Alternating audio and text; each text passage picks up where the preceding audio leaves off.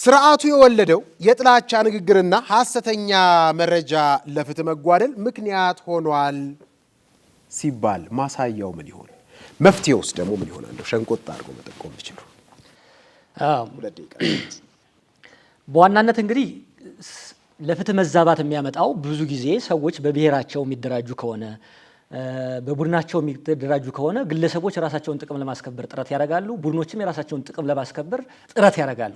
በዚህ አጋጣሚ የራሳቸውን ቡድን አንዳንድ ቡድኖች የቡድናቸውን ጥቅም ለማስከበር ወይም ግለሰቦች የግለሰባቸውን ጥቅም ለማስከበር ሲሉ በፍትህ ስርዓት ላይ ጫና ያደርጋሉ። ይሄ ደግሞ ሰዎች በእኩልነት እንዳይጠየቁ ያደርጋሉ። ለምሳሌ ምን ያህል ሰው ነው ብዙ ሰዎች ለምሳሌ ይሄን ጦርነት ተከትሎ ተጠያቂ የሆኑት ሰዎች ምን ያህል ሰዎች ናቸው? ስርዓቱ የወለደው የጥላቻ ንግግርና ሐሰተኛ መረጃ ስርጭትን እስቲ ግልጽ ያርጉልን። ስርዓቱ የወለደው ሐሰተኛ የጥላቻ ንግግር ለምሳሌ ነፍጠኛ የሚለው ንግግር ስርዓቱ የወለደው ንግግር ነው።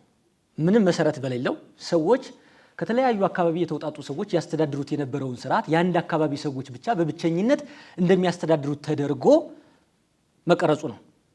በዋናነት የህወሓት ማንፌስቶ ጨቋኙ አማራ ብሎ የአንድን ማህበረሰብ ብቻ ነጥሎ ማድረጉ ነው። ሌላኛው ደግሞ ሰዎችን ቋንቋቸውን ብቻ መሰረት አድርጎ የነበራቸውን ኢተናጣጣይነት በሳተ መልኩ ማደራጀቱ ነው። ይሄ ሰዎችን ለጥላቻ ንግግር ወልዷል።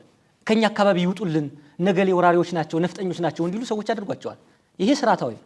ከዚህ በፊት ሰዎች በጋራ ይኖሩ ነበር። ከሰሜን ወደ ደቡብ ተንቀሳቅሰው የኖሩ ሰዎች ናቸው።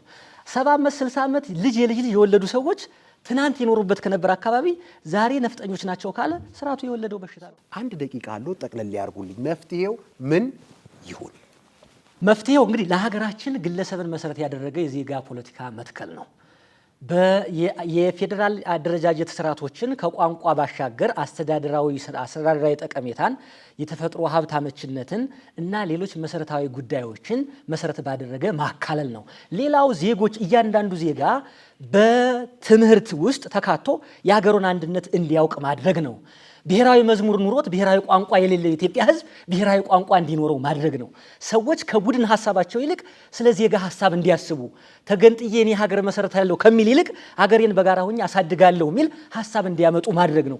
ዜጎች በእኩል የሚዳኙበት የፍትህ ስርዓት እንዲቆም ማድረግ ነው። በዜግነት ላይ የተመሰረተ ጠንካራ የፖለቲካ ስርዓት ማምጣት ነው።